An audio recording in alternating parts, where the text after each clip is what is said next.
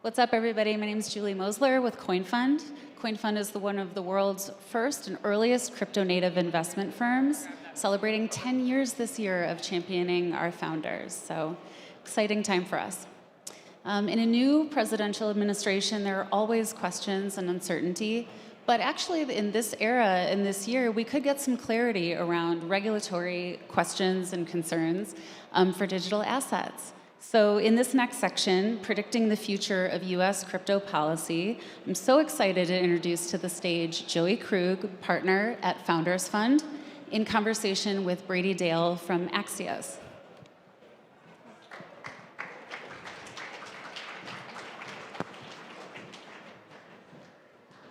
Hello, ETHDenver. Great to see you guys out here. And Joey, great to see you. Yeah, you too.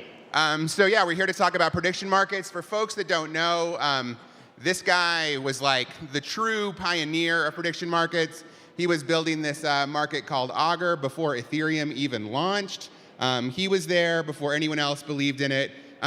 Joey, can you give us just a little bit of reflection on that history of yours in the prediction market space? Sure. I was always really into the idea of betting markets. Basically, ever since I was really young, I used to make really simple Excel models to basically bet on horse races. And kind of the problem with betting historically has been that if you start to win, the sportsbooks will basically kick you off and close your account. And also, the liquidity is pretty fragmented. Like, it's not a truly global market. And so those are kind of the reasons why I thought that it'd be interesting to apply crypto to the idea. And basically started working on it, late 2014, early 2015, which turned out to be basically almost a full decade too early. But now you're an investor in it, and the market is going pretty well. Who have you made your bet on in the prediction market space today?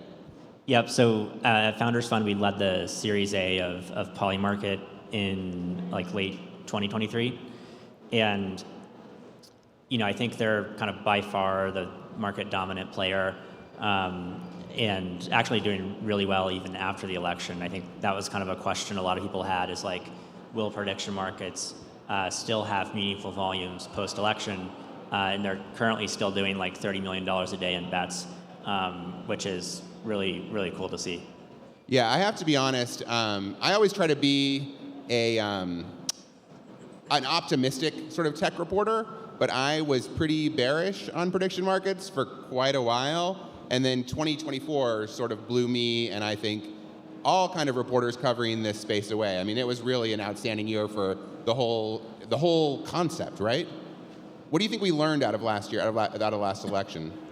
I think, I think one of the things that was interesting for me to see is all the historical prediction markets basically only really saw meaningful volume on political elections. And 2024 was kind of the first time we saw the market both obviously do very well with political elections, but also break out of that too. Politics are only half the volume on Polymarket. The other half is a really wide range of things. Basically anything you could see, on the front page of the New York Times, there's basically a market on it.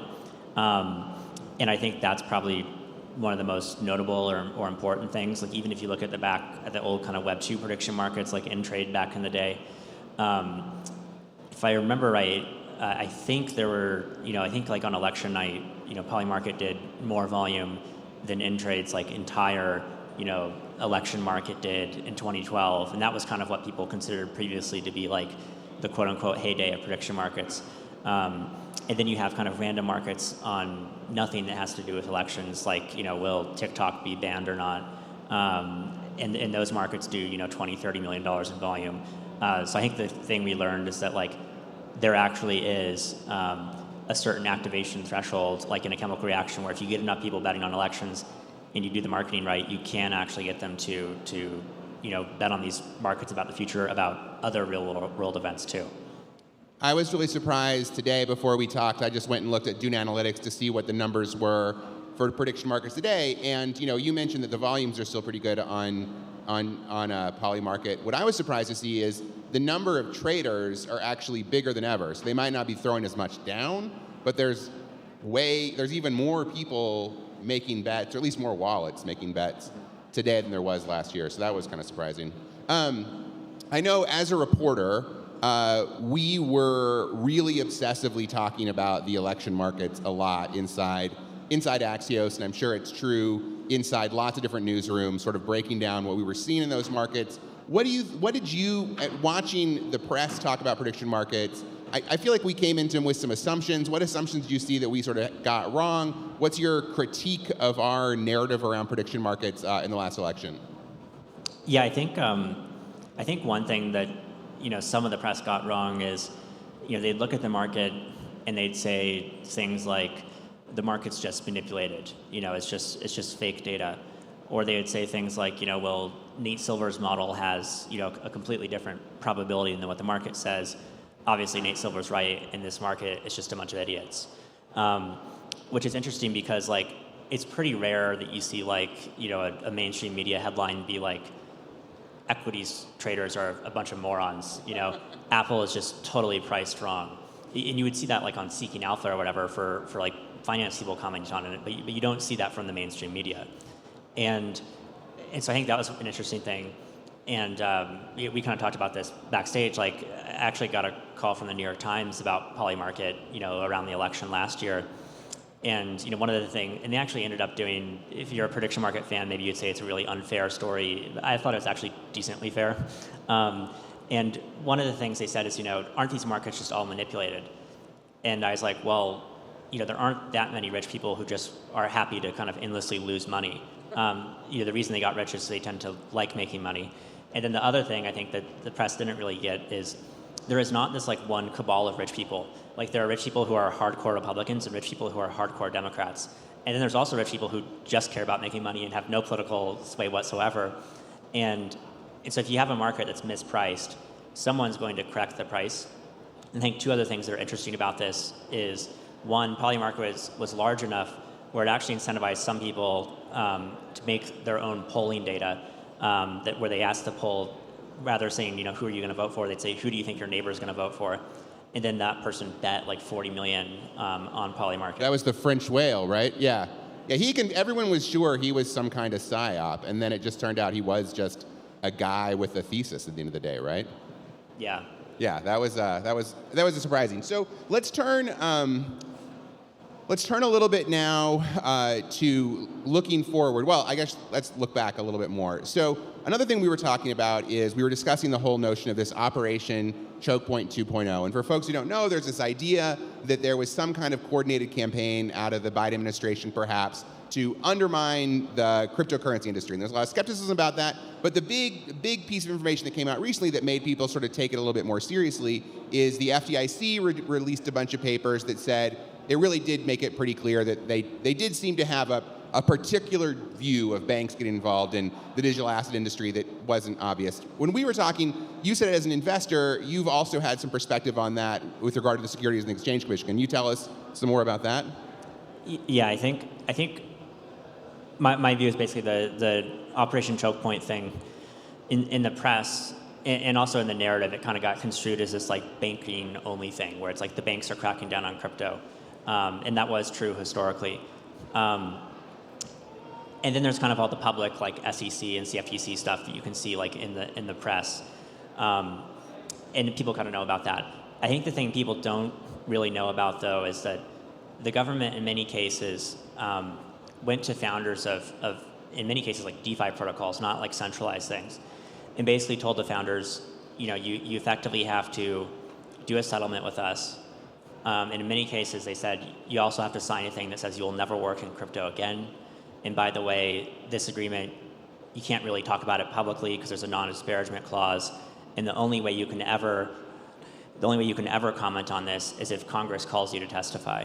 So one of my kind of hot political things is, I think there's a lot of founders who would love to talk about how the government basically really screwed them over if Congress asked them to testify. And so I think Congress should do that. It's not just a banking thing.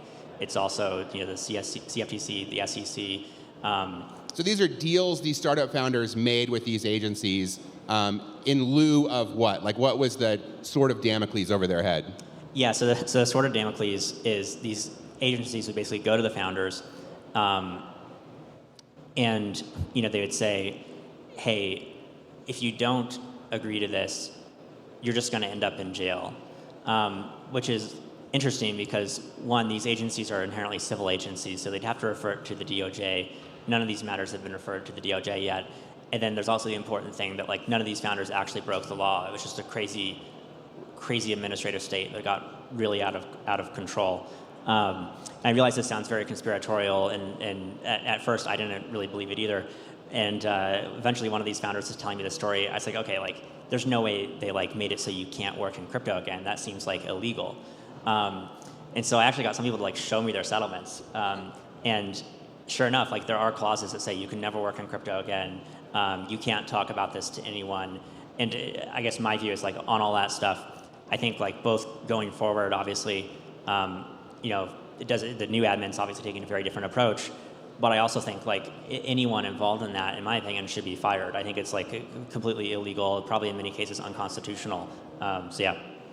And on just one other piece on that, I know from my own reporting a thing that also might sound conspiratorial, but this is just standard practice at the SEC. Any company that has a settlement with the SEC, this gag rule is just a standard part of that deal. It's an official policy of the SEC. It's documented. We've written about it. People have sued the agency to get rid of this gag rule, but this is just any settlement at all has this kind of very hard gag in it.